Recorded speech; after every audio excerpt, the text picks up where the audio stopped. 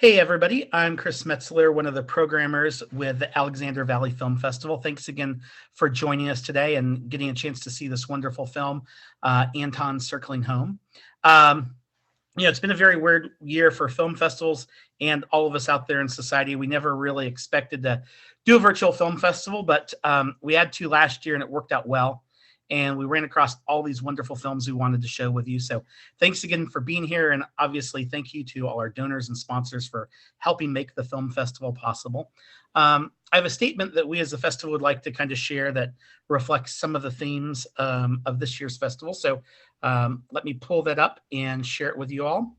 The Alexander Valley Film Festival and the Alexander Valley Film Society recognizes that we are on unceded lands of the Coast Mohawk, Pomo, and Wapu tribes.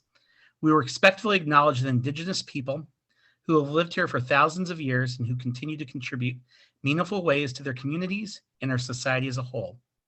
Our shared histories include genocide, forced removal, and ethnic cleansing of indigenous people, and we are committed to centering indigenous voices and strengthening them within our community, and to recognize the past and celebrate the resiliency of the Native people and the culture. Our deepest thanks goes out to Nikki Myers Lim and the California Indian Museum and the Cultural Center and Clint McKay from the Pepperwood Preserve for their assistance with the acknowledgement. Please visit our website to learn more. That's avfilmsociety.org/equity.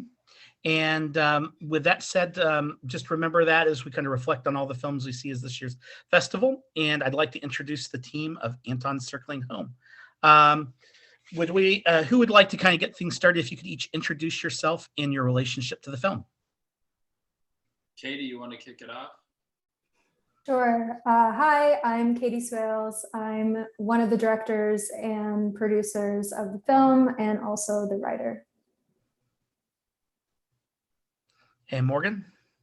I'm co-director, co-producer, and director of photography. And and then we got Will. Hi, I'm Will Nold. I was the editor and did a little bit of shooting as well. Nice. And of course, the star of the film, Anton? Yes, I'm the victim and the star of the documentary. Unwittingly.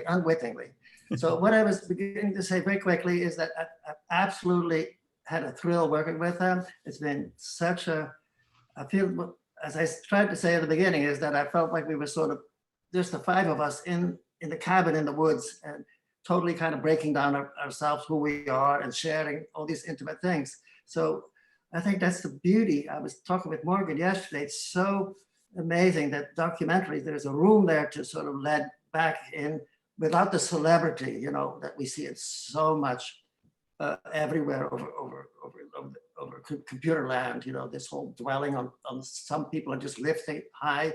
And this is really a movie about five people, and that came together and made this really interesting, I think, documentation of that period. And then the fact that it ended, with the COVID was like amazing. And so Morgan stepped in and he broke that reality into the movie at the end, which was absolutely critically important, wonderful. Awesome. Well, thanks for sharing your journey with us. And thanks again for crafting a really delightful film, everybody. So maybe the good place to start is a question kind of for Morgan and Katy. What was the kind of genesis of this film and that you knew that there was this story with Anton that you wanted to tell? Well, what happened is we were shooting a documentary called The Ravenite, and that was with our co-producer, co-director Dennis Morh, who couldn't make this Q&A today, and he and Anton had a pretty long relationship, professional relationship, and we were. Anton was gracious enough to let us use his studio to film an interview with Luc Sant and Jim Jarmusch, and Anton was showing us his work and telling us about his work after we were done shooting the interview, and you know, it immediately captivated us, and I was motivated to shoot with him. And so surprisingly, almost in chronological order, what we started shooting with him on that same project ended up being in the film that you see today. So it was kind of one of these weird, you know, coincidences, really. But I'm sure Anton has a perspective on that, and then Katy was involved in the Raven Knight as a producer as well. So anyway, either one of you guys want to jump in on that? Yeah, well, so I wasn't part of the production of the Raven. I really came on after everything had already been shot, and was asked to help, you know, story edit and watch the footage, watch the interviews, and sort of help to put that film together. And I remember watching the interview with Anton and watching the B-roll on his rooftop and just being completely spellbound by this man who, you know, frankly didn't fit in that film, The Raven Knight. It wasn't content that was going to work for that particular film, but he was just so compelling, and his presence on screen was so amazing. And I just loved his enthusiasm and his, you know, just authenticity, and just thought he was really, really special. And yeah, basically, you know, hounded Dennis over and over and over again. You know, we have to make a film. We got to make a film on Anton.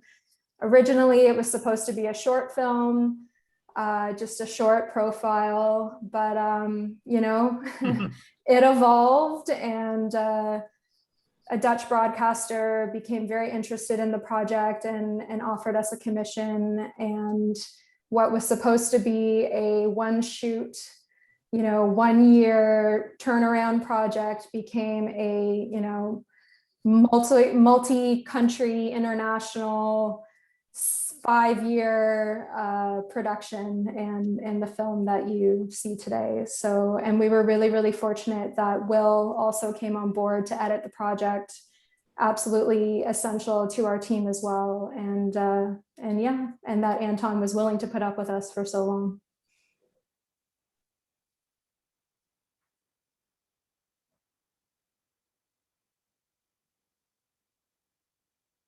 Morgan? Well, I would just say that, you know, the journey of making this film for me really was, it was really important for me to have a visual treatment of the film that reflected the way that Anton lives, and the way that he connects with his birds, and sort of taking the perspective of his birds when they're in flight. And so sort of fortunately, the film took 5 years to make, and through that process, drone technology has really evolved to become a tool that can give you the perspective of his birds in flight. And so I just feel very fortunate that I was able to kind of deploy that visual you know, technique to kind of give you this idea of, you know, what the birds might be seeing as they fly above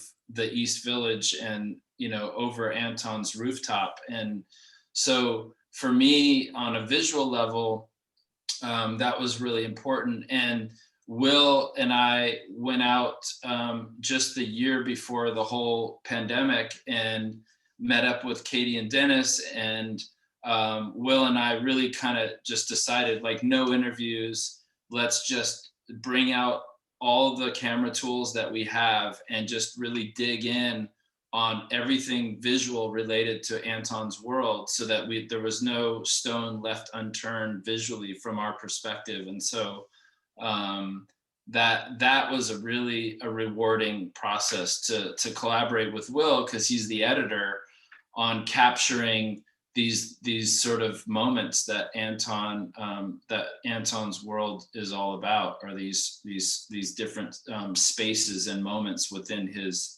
where he lives in this multi-story building. So yeah, I think that's a luxury in a way, because a lot of times you don't have that access, you don't have that budget or that time or whatever to do that. And I feel really fortunate that we were able to go and spend that time. Well, that might be a good place for you to jump in, Anton. You know, Oh, I was wanting to hear from Will, because he pulled it all together in a well, Will, like when you had to kind of dive into all this footage, I mean, how did you what was your process for organizing it creatively in your mind and then sifting through it to kind Oh, I lost the last bit of that there, but it was really with just talking about it with all the other filmmakers. Katy, did a really good job of, putting a story together. And I would say that my involvement was similar to Katy's, in that I did some assisting editing work on Ravenite.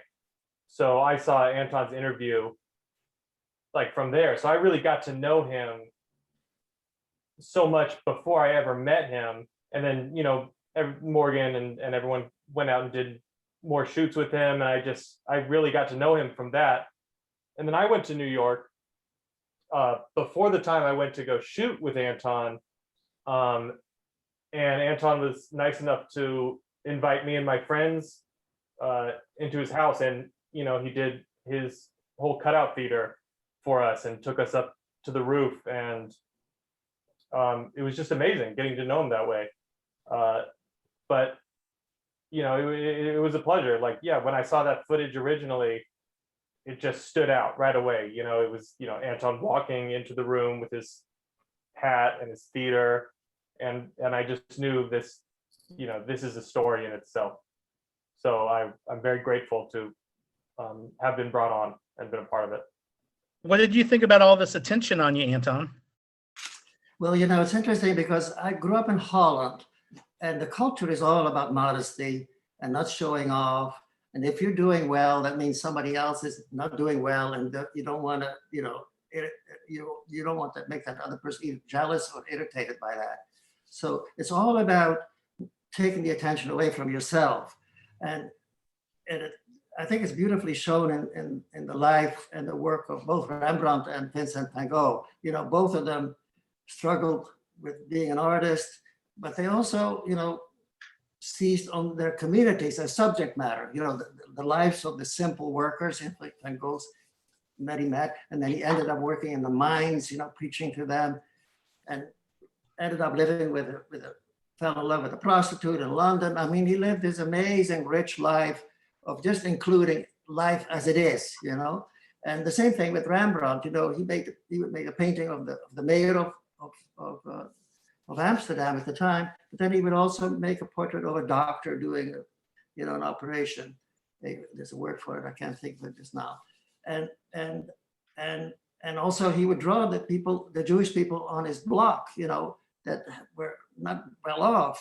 And so I grew up with this whole sense that as an artist, you're not supposed to be the center of attention. You're supposed to be a member of a collective, like we were a collective.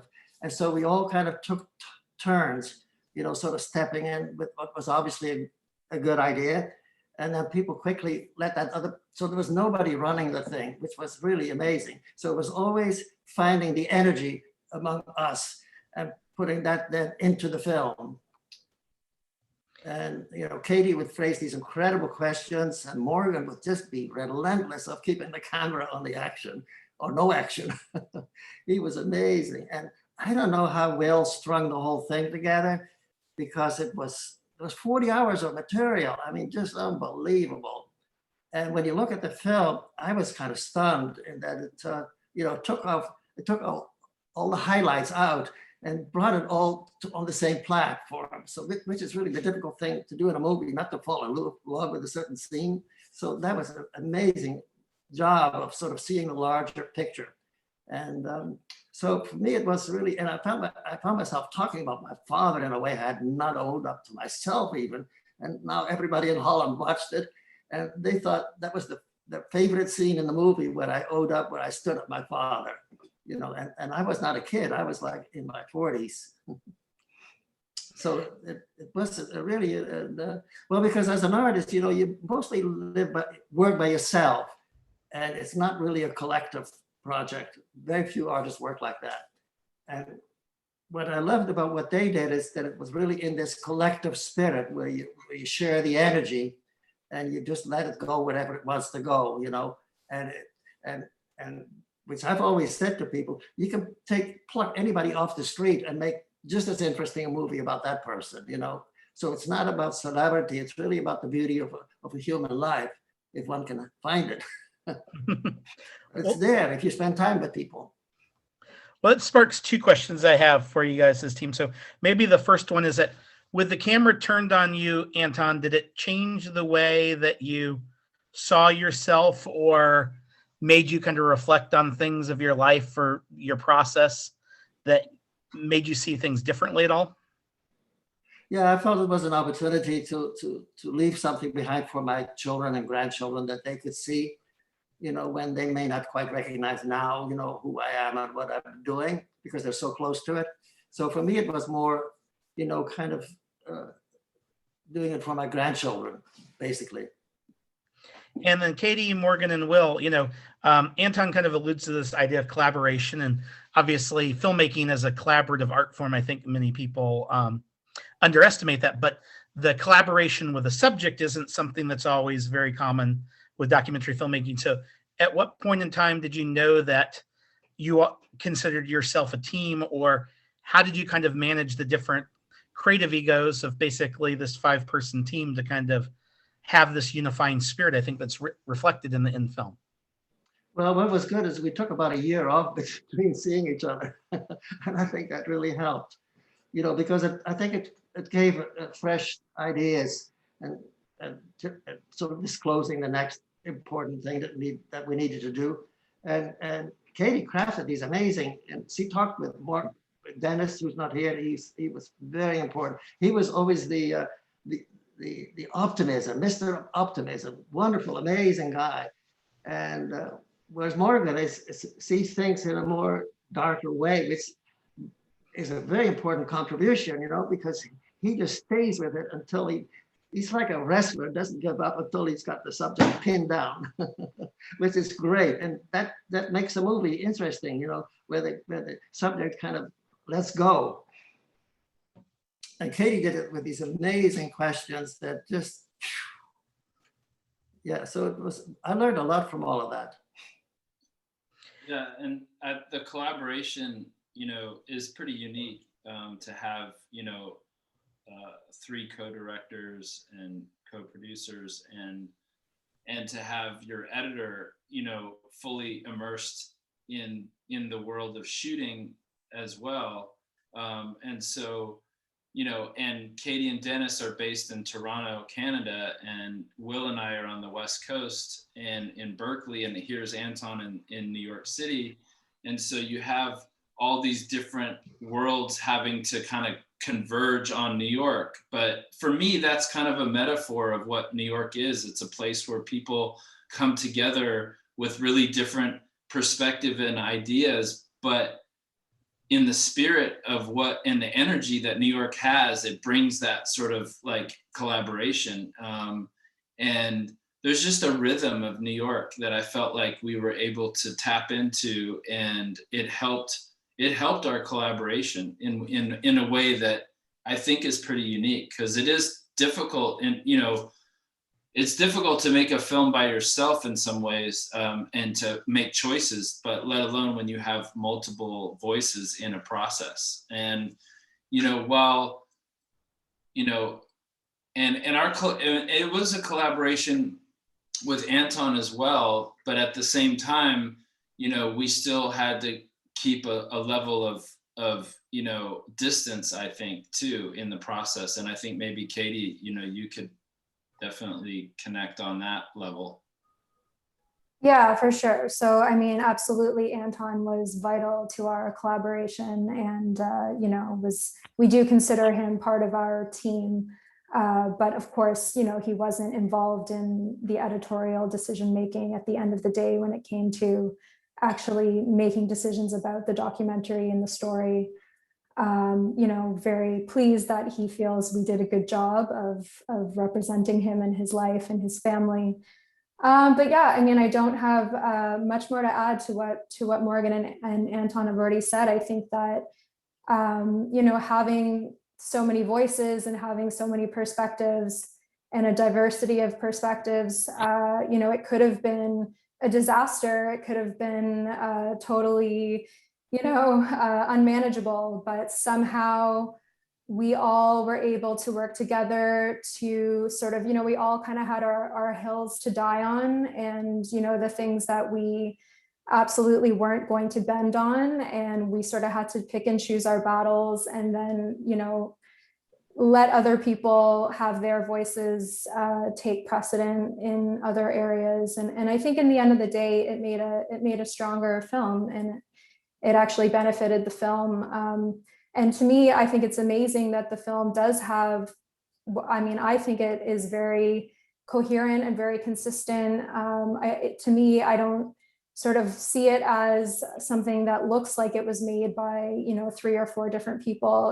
It really has a streamlined look and feel and tone. And so I think we succeeded in that. And I don't know, maybe it's because we're a team of Canadians and West Coasters. I don't know, maybe that's just a personality trait that we all share. You know, in building off of that, as you all were kind of figuring out the visual aesthetic and kind of the rhythm of the film, how much was that kind of influenced by Anton's art versus, I guess, the way that he lives, you know? I think it was both, you know, that his artwork spoke to me on a political level, you know, growing up in a hippie Berkeley activist family in the 70s, you know, I feel like for his posters and his perspective resonated with me immediately. And even with my art school background, you know, it also, I find his work very humorous, but also with no bullshit to it. You know, it's right in your face. And so for me, that was the connection that I felt with Anton and his work. And then of course the birds brought in this whole visual element and unpredictable element. You know, one of the, you know, to have live animals that he's, you know, interacting with just was pretty irresistible as a cinematographer for me. And Anton, you know, for those of us that never... Just one thing quickly is that the fact that I was born in 1938 and as a child, you know, the war broke out, and then, you know, being there with my family, very close to where all the big action was during the war, and having very vivid memories and experiences of that, and then the immigration. So there's a whole succession of then first going to Canada and then coming to New York. And I think we live now more and more in a culture where people travel the world, right? And not now, because you know why, but still, you know, it's a very different, you know, my grandchildren have already been more places than I've been in that short life. So that tells you a lot of how the world has changed, right? And one of my grandchildren, she's very interested in climate change as an activist, and she met Greta from Sweden, you know, and had a friendship with her, sort of marginal at least, but something important at that early age. So it sort of was running sort of also in my family to sort of step in the face of where it's happening, right? And that's what made me come to New York. I felt like it was like moving. I had to sit in the front row of the world, and I thought it was here. I don't know if it's still here, but it was here then. And then, you know, the fact that we were able to open up with that scene about COVID-19 was fantastic. And that's Morgan's doing. He figured that all out and said, we've got to do this right now. This is perfect.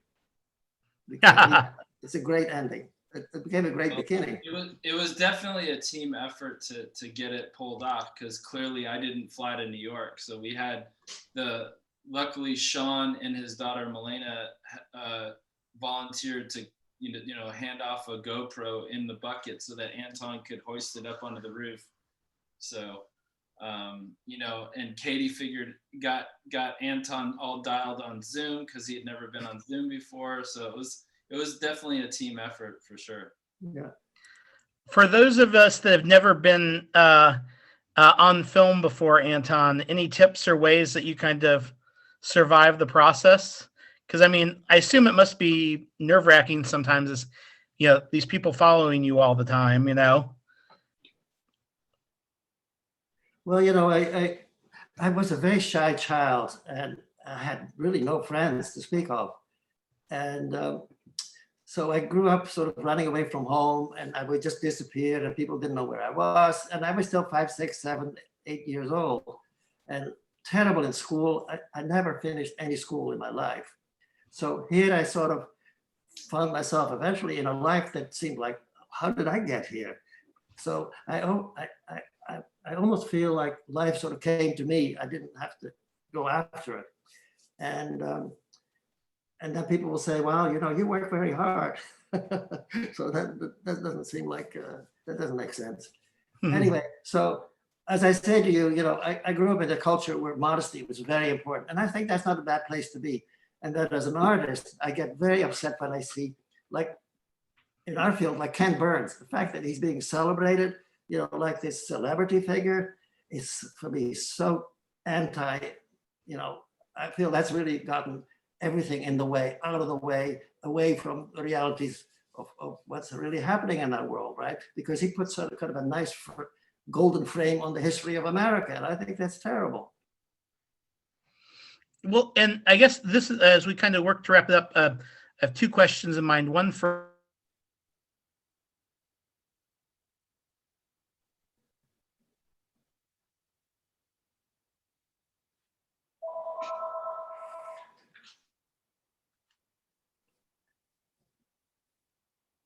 Chris, I couldn't hear you if you were asking me a question. Hey there. So a little Zoom hiccup there. Thanks for the patience, everybody. So question for Will. Was there anything that kind of wound up on the cutting room floor that just didn't fit within the larger story, but that you really just got a kick out of? I mean, that's hard to say. I think we could all talk about that. There was a lot. There was a lot of stuff that hit the cutting room floor, because we had to hit 50 minutes for the delivery for Dutch television. And there's a lot about the neighborhood and his early involvement about the neighborhood. And there was entire interviews with people that we just had to sort of leave behind, because you can't just touch it and then not go into it, and then it wouldn't make sense. So we had to really decide to just make it just about his journey, and not get too into anything outside of that. I don't know, Katy or Morgan, do you have anything more to say about that? But yeah, there was a lot that hit the cutting room floor that, it's a bummer, because, there's so many different movies that could be made from the footage, but I think that we did a good job of making what we could. Yeah, definitely a really good film. Yeah, I mean, I would just quickly say that, that there's definitely a classic feature length, film about Anton in our footage. But again, like we were wanting, our first premiere was for Dutch television, so we had to hit that 53. What was it, 45, Katy? 53, I think. Yeah. 53, so yeah. So there was certainly whole segments, as Will said, that just couldn't be included. But super proud of what we have, and it was really touch and go for us, like feeling like at 60 minutes, we were like, how could we possibly cut it shorter? And, I feel like the feedback we've been getting is affirming that we found the best cut in that time frame. And so, in some ways, the rules that are placed upon you sort of, in a way, end up being a positive too,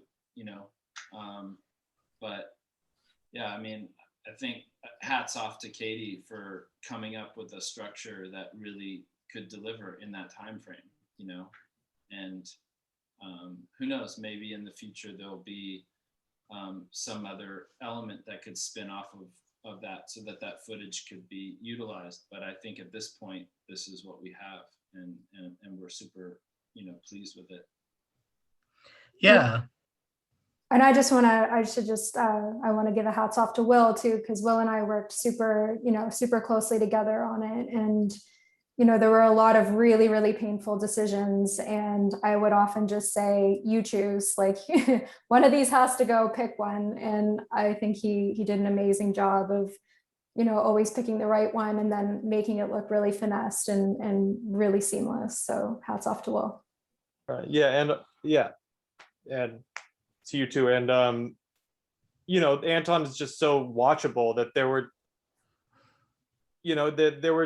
we have hours of him walking around the neighborhood. We have hours of him on the roof and in his house. And you could just take a 10-minute segment of that footage and it would be watchable. So it was tough to ditch those things, but you had to have a story. Well, thank you all for putting together a wonderful film. And Anton, thank you for living the life.